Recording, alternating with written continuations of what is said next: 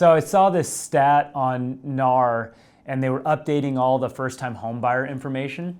And one of the stats said that the new average age of a first-time homebuyer is 38 years old. And this kind of just took me completely back and blew my mind. Honestly, it frustrates me a bit because it tells me that there's a big disconnect between young people and their finances.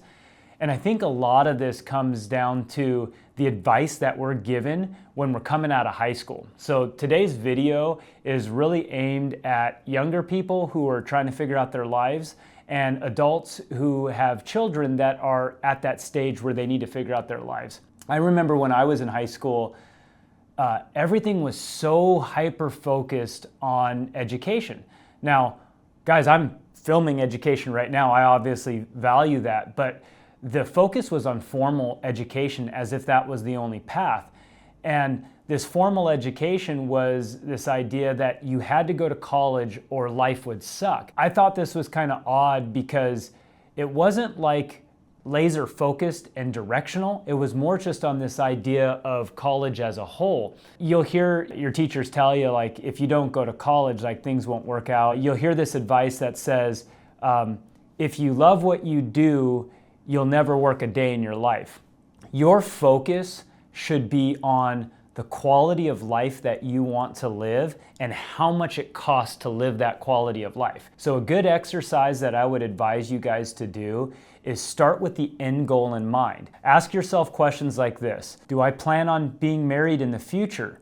Do I plan on having children? What area do I want to live in? Do I plan on having a certain type of car? How big of house will I need to accommodate this lifestyle? And as you start asking yourself these questions, the next follow-up questions is, okay, what are the cost of these items? And when you get done with the exercise, if the end result ends up being, let's make up a fictional number, let's say it costs $150,000 annually to live this lifestyle, and every job that you think is gonna make you happy pays you $75,000, you're gonna have this big disconnect between the amount of money that you're gonna earn from the job that you want and what you actually need to earn in order to be happy. Once I figure out the quality of life that I want, I would now start looking for things in that category that I could really truly love, right? If you have all the money in the world, anything that you love to do, you'll do for free. It's really important for you, especially when you're, in high school or a parent of a high school kid, to give these kids sound advice, because the last thing we want from any of these kids is for them to wake up with $200,000 of student loan debt and they got an education in something that can't compensate them to have a quality life, right? So let's make sure that we're guiding our kids in the right direction.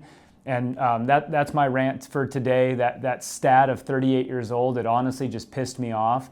And it makes me want to get out there and educate more people so that we can see this home ownership thing happen for a lot of younger people. Anyways, guys, I'm always here for questions, but I just wanted to chime in on this today.